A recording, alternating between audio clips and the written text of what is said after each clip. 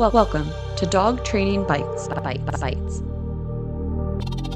The show where canine professionals share their key takeaways, big aha moments, and hardest lessons learned from working with dogs. I'm Mattison, certified dog trainer and behavior consultant, and dogs are my life. Every day I get to coach guardians and other trainers into a deeper understanding of canine behavior. But let's face it, sometimes dog training really bites. And that's okay, because when it does, we learn a lot. This podcast is all about sharing the lessons learned from experience, because the stories of when it got tough or when we made a mistake, that's when we learn the lessons worth learning. And it's time we share those with the world. I'll be talking to dog trainers and other pet professionals about times that working with dogs, well, bit. Not literally. Maybe literally. What's most important here on this show, what did they walk away with? What did they learn? How did it shape their approach today? Welcome to Dog Training Bytes, the show where pet professionals share their personal lessons that you won't find in any textbook. Today, I'm speaking with someone who I've known for quite a while now and was lucky enough to get to spend a few hours together last fall, Lauren Sisak. Lauren is a certified professional dog trainer with advanced certifications such as Puppy Start Right instructor via the Karen Pryor Academy and Michael Shikashio's Aggression in Dogs Master Course. Her business, Sit, Stay, Stella, provides training, sitting, and boarding with a dash of, and I quote, spunk and sass, adding a playful spark to every moment, which I can personally attest to witnessing that. Lauren believes in the power of unwavering support, patience, and something we both built our businesses on, second chances. Hi, Lauren. I'm so excited to have you. You were an obvious choice in my eyes for season 1. Probably you'll be back. I hope you'll be back. You better be back. That was an excellent introduction. I mean, I know that we're great friends, but it's just, it really means a lot to be on your show and always really great to support a fellow colleague and friend. And I just love you. Oh, I love you too, friend. Okay, so I know her, but I don't know her. Like, I feel like I know her, but I want you to tell the dog people out there about Mrs. Stella. Oh, yes. Everyone feels like they know Stella, but she's kind of an enigma. Keeps a tight circle, which same. Well, actually, that's old now. So, yeah, Expanding. you honestly, you were busy that day that you visited in New York, but you could have met her I'm her in type. honestly, and now I know your husband could have met her, but I didn't know that at the time. That's how quickly this is all. Wow, she is doing amazing. Oh, I know. I adopted Stella at about 6 months after I lost my senior dog, Sammy, and I did not know that she was a Catahoula Leopard Bully mix, and I would not have adopted one in New York City. Quite a She combo. she gave me a run for my money. I pinched a nerve in my shoulder. I cried every night, and when I say every night, I mean probably like every hour on the hour. She had Yeah. severe isolation distress, horrible on leash. She was awful, honestly. And then her behavior escalated into fear aggression around 7 to 8 months. And I just really felt out of my element. I got her on behavior meds. We started working with a trainer. And then through that process, I had to become an amateur trainer myself. Yeah. And I actually really wanted a break for my dog. So I got it in my head that I was going to dog sit all these other perfect dogs that obviously existed out there. And every single dog that I sat from the first to the next and the next and the next one was a challenging, big feelings dog. Right. The Of course. perfect dog is a myth, but Right. Exactly. And so my friend Stephanie, who's also in the Dogstagram community, she would send me clients and she'd be like, Lauren, I promise this one's going to be an easy dog. And sure enough, it never is. never is. And then I figured out, hey, I'm not so bad at this. I kind of got a thing for difficult dogs because of Stella. And I'm not so bad at this training thing either. So I decided, I'm only going to sit for difficult dogs because there's a void in the People sitting. feel really hopeless when they have these really, challenging behaviors. and whether or not they've started on their journey, if they have, their modification journey, if they have good management in place, it is something that can be safely navigated if somebody has enough experience and is willing to do it. So I agree. I think that you filled the void for a group of people who like almost desperately needed to have hope again, that they could go and take that break. That like sometimes you just need that break to be able to move forward and have your motivation. 100%. And one of my favorite clients to this day, I remember walking in and introducing myself, and her dog is actually here right now. And it was the first time where she felt seen, and she Mm, cried, I cried, and I left that feeling like I knew my purpose was to take this journey with Stella and go and help others and yeah. find their hope. Even though I was still figuring out with Stella, I knew that I was going to end up figuring out with Stella, or even if I didn't, I could still help other dogs and we would make it out the other side with them and it would be fine with Stella. Flash forward, She's now just so Stella, confident these days. Like it's I unbelievable. I never would have expected it. girl, you and me both.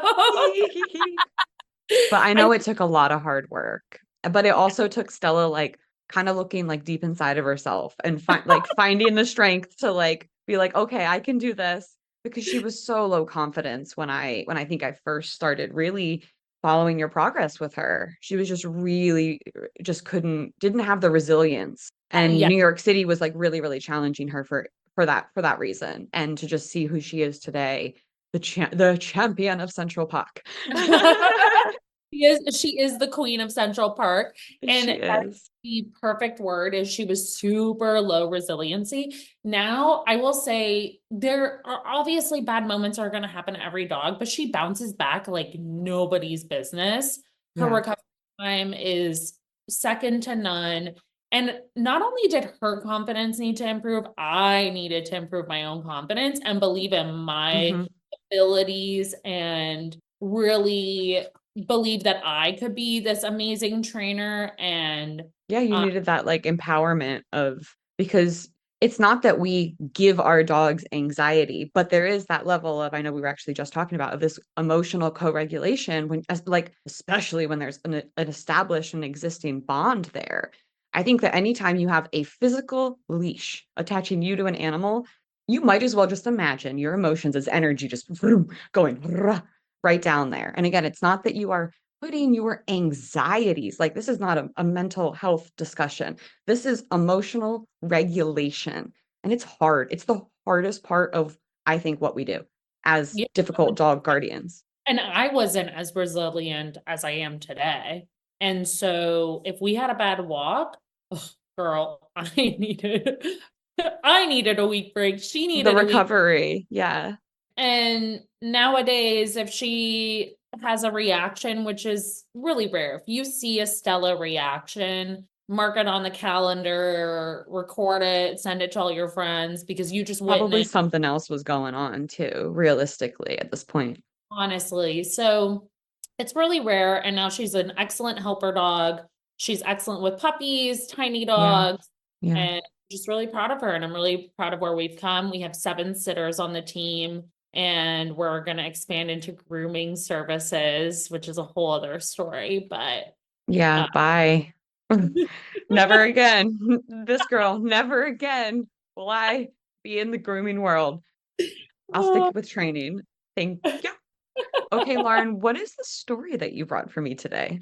Little Miss Raisin. And when I say Little Miss Raisin, she's not little at all. She's She's like like 4. medium. Yeah, she's like a medium girl. And it's so funny that I don't think you've ever told me about Raisin. You were thinking that you had. I think I just know her from your social media being on my feed and the fact that I love dogs that are named after food. So as soon as you said, well, I talk about Raisin, boom, I had the picture. I'm like, yeah, okay, I know who Raisin is. Cute little face. Yeah, and the funniest part too is that her mom is a child dietitian and or nutritionist. I'm gonna probably butcher this, Sari, so fix it on social media if I butcher what you do. But anyway, Raisin came to me super low food drive, lunging at dogs, lots of big feelings outside, could not eat outside. She also would have a lot of over arousal indoors, humping and nipping at the kids. She also I would think this pee. is really important because this is something that I see a lot from folks who have already tried training and they're just not seeing the engagement in food and they're saying, well, okay, then that means that rewards-based training doesn't work. And so that's why I think this is really important because it's really easy to be trying something and have it not be working and just assume, okay, well then this can't work for me or doesn't work at all or whatever the assumption is. So oh, I'm really excited to get into this. I think that, oh, okay, keep going. And so I definitely had food drive cases before, but I will say that at that point, Raisin was my biggest challenge because she would take food indoors sometimes, but not always. And she couldn't catch. So, that's one of our common strategies. She wouldn't necessarily go and chase food. She didn't really go for a lot of foods with gusto in general. We also had some suspected food allergies. Mhm. There was a lot going on. We didn't know if she was How were itching. those allergies? Yeah, I was going to ask, how are they manifesting? Was it like skin irritation or was it GI upset or She a had little bit of both? she had GI upset, and she was also nipping herself a lot and licking a lot. Mm, Could okay. be anxiety, right? So there was Yeah. a lot of overlap in symptoms and a lot of open-ended questions where it's like, is it this? Could it be that? Is the peeing medical or is it, And or it's hard to know where to start because none of these things occur in a vacuum, right? So do we set the training aside and focus on like an allergy elimination diet for like it's hard to know where to start. So I am curious to hear where like what was step one? is the worst part. They had already done a Oh man. in diets. And Yeah. so they were kind of at the end of the road with elimination diets. And that the tests that you can perform aren't They're really, limited.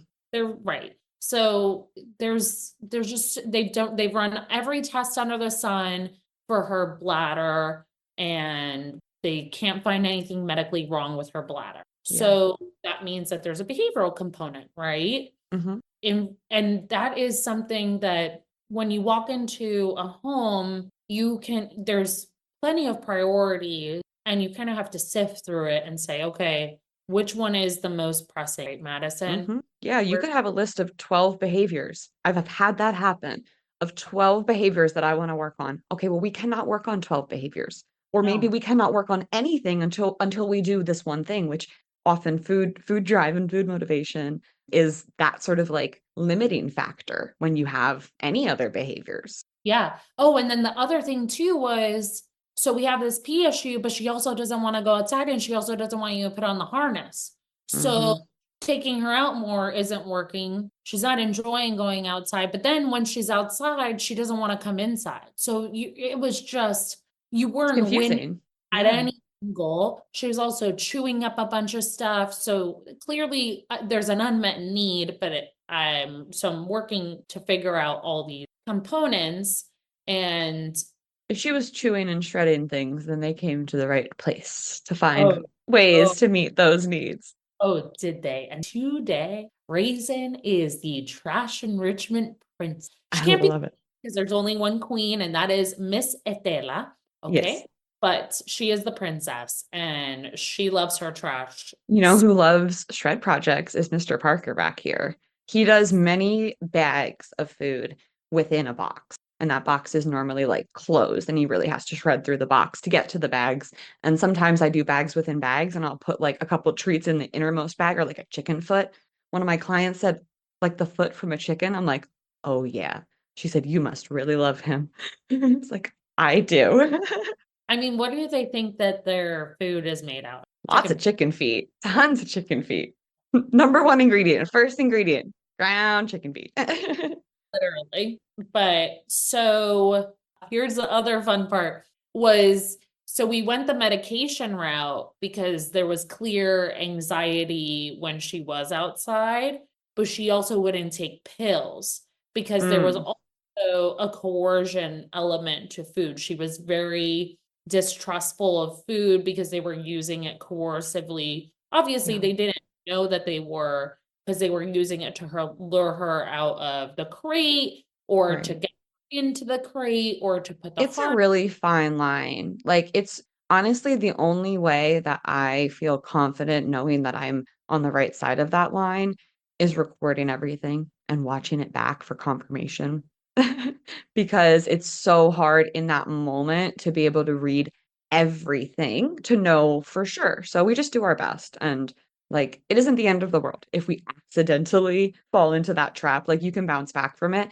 But my biggest piece of advice is to like record yourself interacting with the dog, watch it back in slow-mo, and really study the potential micro mistakes that you might have made so you can do better the next time. What I have found most helpful in my business model is that I do a lot of traincation. So I actually end up cracking a lot of puzzles because I Yeah. have 24 plus hours with the dog that kind of access you don't get in a 1 hour training session a week. Truly, honestly, living with them in their home environment or in my home environment, it's the difference between me understanding the full extent of the situation or not. And with Raisin, it was absolutely critical that I actually lived through their day-to-day life for a weekend and I figured it all out.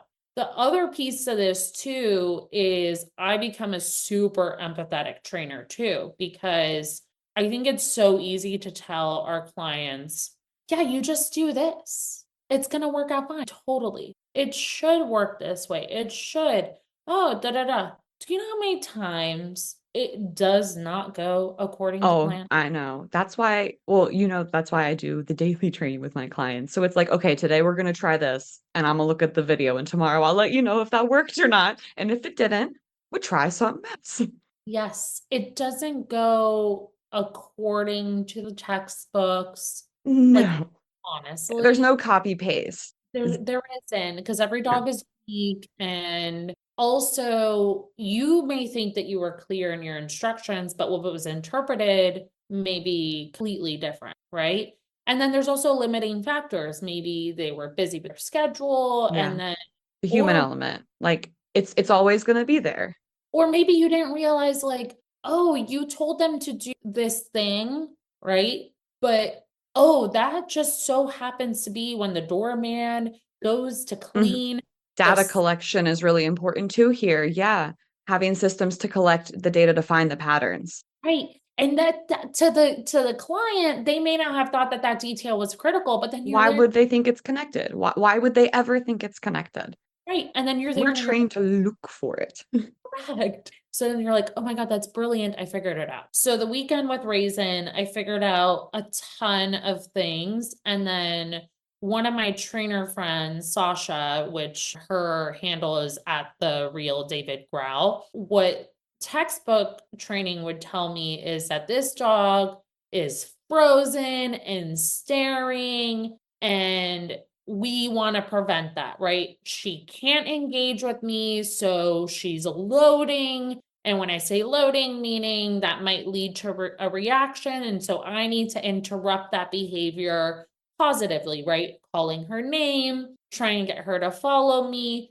Or in Raisin's case, I was like, she is over a threshold. She cannot train. So we were on a break from walks, right? There was no point in walking. She couldn't eat food outside. She couldn't listen to her name. She couldn't do basic cues. She was not able to work outside, right? If you follow the ready to work protocol, she was failing on all elements. There was no one was communicating on the other end of the leash, right? Yeah, But then it was like, wait a second, what if there's a function to her staring? right. What if the staring isn't actually a, What if there's something deeper, something different going on here? You had to get real curious. and what if there's actually a need to it? Because you look at her and sometimes the staring would lead to a lunge. But if we're being honest, 98% of the time it didn't, right? So then the staring bad, right? And then she would actually just settle and just watch the world pass. Yeah, she just needed time. She just needed time. It sounds like learning to have to take a step back and get curious and dig into could this be something different? It sounds like that not only changed the way that you look at potential loading behaviors, it sounds like that also influenced your business model because it opened you up to, wow, I needed this level, this depth of experience with them to get to this point. 100%. And there was a deeper function to her behavior because as we instituted what we called her staring sessions, I literally told the clients that their homework was staring. We found that an unmet need was met and there was less destruction, no more pottying. There was another link with the pottying, but we had found that earlier with the kids, and she was more willing to go outside. We also changed the harness and we also changed how we put on the harness. So there were other parts to this, but she actually looked forward to going outside. And then she would eat, but it wasn't necessary because the behavior itself was self-reinforcing. So Right. it was That's like, what she needed, was just to observe safely. right, be really creative with what my reinforcers are. And Because it's not up to us. It's not up to us what the learner finds reinforcing. yeah, You use your can you eat, which I love that. I love that you have a yes, cue to sort of ask a dog and have it be totally optional. It's like it's not coercive because it's really it's information seeking. And I think that that's really powerful too for yes, other dogs, for I not do it. Raisin. Absolutely. I do it with all dogs, Stella included, because I definitely did poison food with Stella because who doesn't poison food at one point in their training Yeah. journey? Yeah. But I ask all dogs, can you eat? And I have a 2-question limit and then I move on. And then once the environment changes, I do that. But I will say now food drive cases are my favorite. Love that. And honestly, it really has changed my entire perspective on how people end up switching to compulsion training because I can so easily see how a The dog who, frustration that would lead to that. Yeah. yeah, 100%, she's not listening, she's frozen. It's super frustrating, but then you can just see how like and also people feel the need to want to do something with their hands, right? You're not exchanging anything, so what are you doing? She's just staring, really? That's the whole bit, right? And that's, I think, where we can fall into that trap of food being really coercive, of being so desperate to create these new positive associations that we put a little bit too much pressure. So I think that pressure in training always exists and can be really, really a bad thing and can be a really valuable thing and communicate really effectively. Resource pressure is really dangerous. It's really valuable, really helpful. It communicates a lot in the right setting, but it can also be a trap. It's so true. But even affection can be a resource, right? So it's Yeah, always exactly. So, Lauren, is there anything that you would like the dog people out there to know about you or how they can work with you? Let them know all your regions. So we are in Manhattan and Brooklyn. We will expand shortly, so look out for that. But you can Woohoo! find us on Instagram at Sit Stay Stella for English or Sit Stay Etela for Spanish. And if you want to work with us virtually, we do operate globally. There is another trainer on my team. So if you're looking for traincations, boarding, or sitting in your home, we offer a variety of services that are white paw. Yeah. Love it. So you can connect with Lauren on Instagram at Sit Stay Stella, and you can find more information and a link to work with her in the show notes. Thanks for joining us in the world of Dog Training Bites, where every challenge brings a lesson worth sinking our teeth into. See you next time. Dog Training Bites was created, produced, and edited by Mattison Skoog-Simpson. You can connect with me on Instagram at Dog Training Bytes, that's BYTES, and at Freed by Training. For information on today's guest and resources for help with your dog or dog training education, visit www.dogtrainingbytes.stream. Looking for more? Listen to my other show, Unpacked, a clinical dog training podcast co-hosted by Sailor Jerry the dog trainer and produced by Straight Up Dog Talk LLC.